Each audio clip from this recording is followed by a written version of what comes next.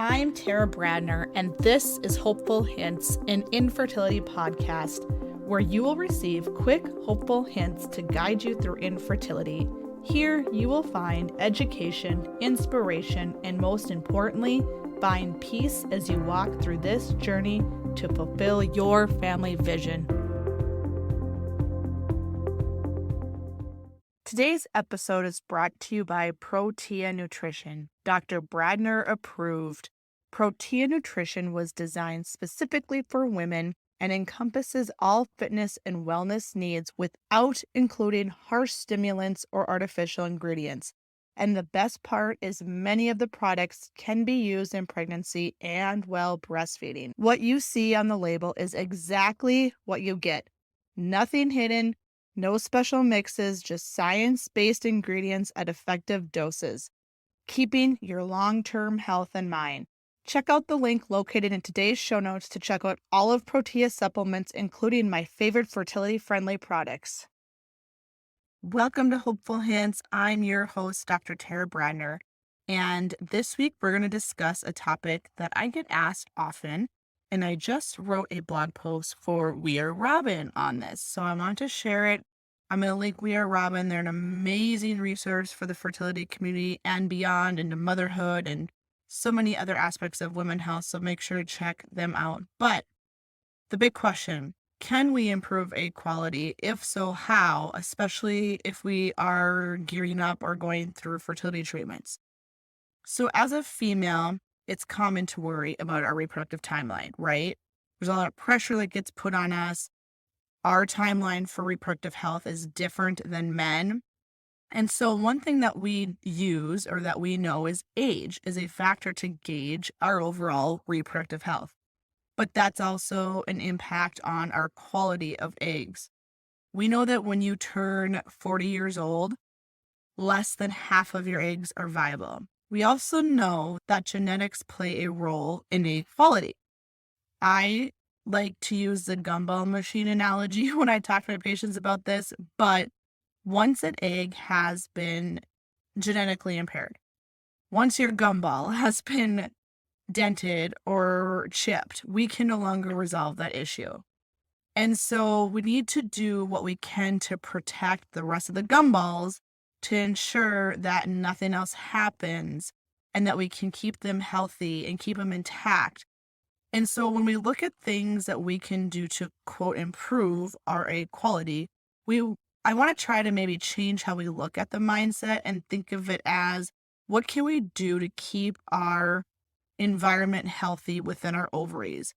And this is going to in turn ensure that our eggs do not become broken and that they stay healthy. And so certain hormones can assist with assessing that egg quality. And ovarian reserve is a fertility prediction based on the number and quality of eggs. So there's no single way to do this. So try not to get so caught up on one thing. I know lots of my patients get so hung up on AMH levels.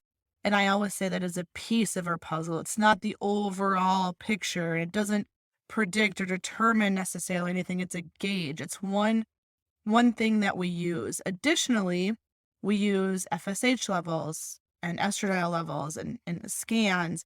And so the pituitary gland produces FSH at the base of the brain. So our pituitary gland sits at the base of our brain, and this hormone FSH is released from the pituitary to attempt to stimulate the ovaries to produce a good follicle, along with the hormone estrogen. And so let's start with AMH. This is produced in the small follicles of your ovaries. This simply evaluates how many eggs remain in your ovary. It does not tell us anything about the quality of your eggs. We do see women with PCOS have higher levels of AMH than those who do not have PCOS. And so this is just one lab value that many women question, can I improve this? And it's a hot topic, and you're going to hear yes, you're going to hear no. You're going to hear a lot of back and forth on this, but studies have found direct correlation with vitamin D levels in AMH. Smoking is the top reason we see a decrease in ovarian reserve.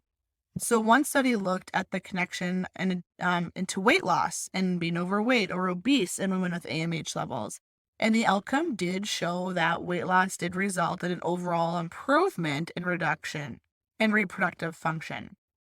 And so knowing your lab levels is very powerful. So estradiol is the other one, or E2 levels are drawn on day 3 of your cycle. And if these levels are abnormally elevated, it may indicate that there's a functional cyst or diminished ovarian reserve.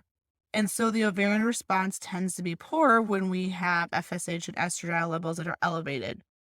Little fun fact for you, between 16 and 20 weeks of pregnancy, so if you're a female, when you were 16 to 20 weeks inside your mother, our ovaries contain 6 to 7 million oocytes, and most of those do not develop at approximately 1 to 2 million are available at birth. And then after birth, our eggs are no longer developing, and we only have approximately 400 eggs that are released during our actual reproductive life. And we know that typically this is 1 per month. So just a fun little fact there for you. But let's take a look. 5 ways to improve your ovarian health. So this may seem obvious. Once again, smoking. So stopping smoke, cigarettes are full of toxins. They induce them into the ovaries and other areas of your body and can even kill eggs. And yes, this includes vaping. Vaping leads to delayed egg production and fertilization and has the same harmful chemicals as cigarettes. So good news is studies have shown that when you stop smoking or vaping, fertility can improve. Number 2, maintain a fertility-friendly diet. Incorporate foods into your diet such as lean meats, leafy greens, fresh vegetables, fruits, and nuts. Research supports Mediterranean diets will help improve your fertility because these diets are high in fruit, vegetables, nuts, seeds, beans, whole grains, lean proteins, etc. So make it a goal to keep your blood sugars balanced throughout the day. I always share with my patients, include protein with all your meals, all your snacks, and ensure you're eating every 3 to 4 hours. This is going to keep your insulin at a nice, stable level. Number 3, incorporate antioxidant supplements into your fertility diet. These look like CoQ10, melatonin. Fish oil has been shown to support egg quality. CoQ10 is an antioxidant that fights free radicals, which is caused by things such as environmental toxins, stress. So this supplement can help enhance chromosome replication, energy production that powers the egg, and can just help with maturation of the egg. Melatonin is known to prevent or slow damage to cells, and it can also assist in balancing hormones. There's a couple studies that show this can be beneficial to your egg quality, to ovulation, embryo development, and omega-3 fish oil is an amazing supplement. I think everyone should just be on it, young, old. Always speak with your healthcare provider before starting any new supplements. There's my disclaimer for this entire episode. But it's known to help with chromosomal and mitochondrial health as well, and that's the cellular level. It can help fight inflammation, and when we have inflammation, that interferes with our hormones, which in turn interferes with our reproductive health. Number 4, create a healthy sleep routine. Our sleep cycle is on a circadian rhythm, as are our hormones. So sleep is the time when our bodies repair cells, it restores energy, we release certain hormones. And so things such as our supplement melatonin, while you're sleeping, our little special gland in our body releases this hormone naturally. So if you're deficient, melatonin can really be beneficial. And number 5, acupuncture has been shown to improve blood flow and regulate hormones, which in turn will positively impact egg quality. This modality is thought to have an anti-inflammatory effect and a positive effect on our overall blood chemistry and our hormones. It improves blood flow to the ovaries and is believed to help with egg quality. It is beneficial overall for our fertility and because of its ability to increase blood flow to the uterus. I try to have all my patients do acupuncture. I still do it to this day. It really helps with my endometriosis, but always remember, you know your body best. Create a team approach to your fertility care. In turn, this is going to help optimize and the approach we take to other modalities, such as supplements, and how you approach your overall fertility care that is most comfortable for you. It's essential you feel heard by your healthcare provider and you fully trust the plan of care laid out by them. Never hesitate to seek a second opinion or combine some Eastern and Western medicine modalities. And make sure, most importantly, you have your support system in place.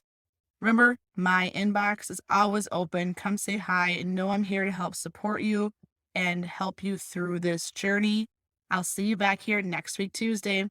If you enjoyed today's show, please head over and hit subscribe or leave a review for Hopeful Hints and Infertility Podcast. Thank you so much for listening, and we'll see you back here next week, Tuesday.